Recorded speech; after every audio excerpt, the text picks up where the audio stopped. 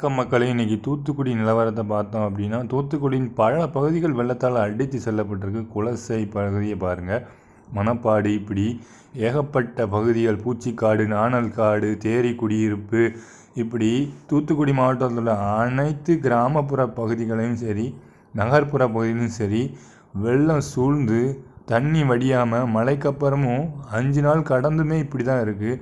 கிட்டத்தட்ட ஏக்கர் கணக்கில் பயிரிடப்பட்ட வாழைகள் முற்றிலும் சேதம் அடைஞ்சிருக்கிறது தான் நம்ம இந்த வீடியோவில் பார்த்துக்கிட்டு இருக்கோம். அது தார் கொலை விட்டு நல்ல காய்ச்சி பருவத்தில் வரக்கூடிய அந்த வாழைகள் அவ்வளவுமே இன்றைக்கி நம்ம கண்ணு பெரும் சேதத்தை ஏற்படுத்தியிருக்கு. ஏரல் ஆற்றுப்பாலம், அதுக்கும் மேலே மக்கள் செல்ல முடியாத அளவுக்கு, ஒரு வண்டியில் நடந்து போனால் கூட போக முடியாத அளவுக்கு இந்த திராவிட மாடலில் இப்படி பண்ணியிருக்காங்க பாருங்கள். முன்கூட்டியே மழை பெய்யுங்கிறத கணிக்க முடியாதனால என்னவோ இவ்வளோ சேதத்துக்கு நாமளும் ஆளாயிருக்கோம். இங்கே பாருங்கள், ஆடு மாடு கோழி எல்லாமே நம்ம வளர்த்த விலங்குகள் எல்லாம், வாயிலா ஜீவன்கள்லாம் இங்கே வதச்சி கிடக்கிறத பார்க்க முடியுது. என்ன சொல்கிறதுன்னு தெரில. வானிலை அறிக்கை எதுக்கு இருக்குதுன்னு தெரில. துல்லியமாக கணிக்காமல் இருக்காங்களா? அதனால தான் இப்போ நமக்கு முன்கூட்டியே எச்சரிக்கை விடலைன்னு நினைக்கிறேன் அப்படின்னு அன்புதமணி ராமதாஸே சொல்லியிருக்காரு. வானிலை அறிக்கை மையங்கிற அந்த அலுவலகமே தேவையில்லைங்க அளவுக்கு பேசியிருக்காரு.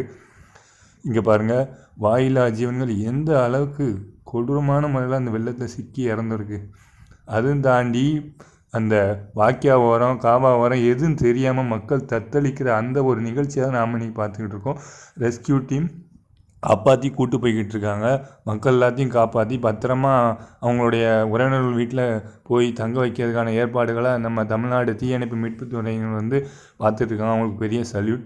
இங்கே பாருங்கள், ஹெலிகாப்டரில் வந்து சாப்பாடெல்லாம் ப்ரொவைட் பண்ணுறாங்க. அதுவும் தாண்டி மக்களுக்கெல்லாம் பஸ்ஸு வந்து இலவசமாகவே தமிழக அரசு வந்து ப்ரொவைட் பண்ணியிருக்காங்க. ஸோ அதுக்கு ஒரு ஸ்பெஷல் தேங்க்ஸ் சொல்லலாம்.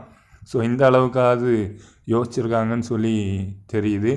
ஸோ இதை தாண்டி இங்கே உள்ள மக்களுடைய வாழ்வாதாரம் என்னங்கிறது கேள்விக்குறியாக தான் இருக்குது. அதை தாண்டி 6000 நிதி நிவாரணம் பத்துமானா பத்தாது தான். இருக்கிற கிராமத்தில் இருக்கிறவங்க வீட்டில் உள்ள அரிசி பருப்பு எல்லாம் போட்டு அவங்க தான் புளிசாதத்தை கரைச்சி ஊற்றி அந்த சோத்தை தான் எல்லாம் வச்சு கொடுத்தாங்கய்யா. பாட்டி கொண்டு வந்து கொடுக்குறாங்க. அவங்களுக்கு ஒரு 10 ரூபா கொடுக்குறோம், வாங்க மாட்டேங்கிறாங்க சார். அந்த 10 ரூபா கொடுக்குறோம், பிளாக் காப்பி 70 வயசு பாட்டி அந்த கிராமத்துலேருந்து எட்டு வந்து எங்களுக்கு கொடுக்குறாங்க. அந்த 10 ரூபாய் 20 ரூபான்னு கொடுக்குறோம், வேண்டாமா? கடைசி வரைக்கும் வாங்கலை. அந்த கிராமத்து மக்கள் சாப்பாடு செஞ்சு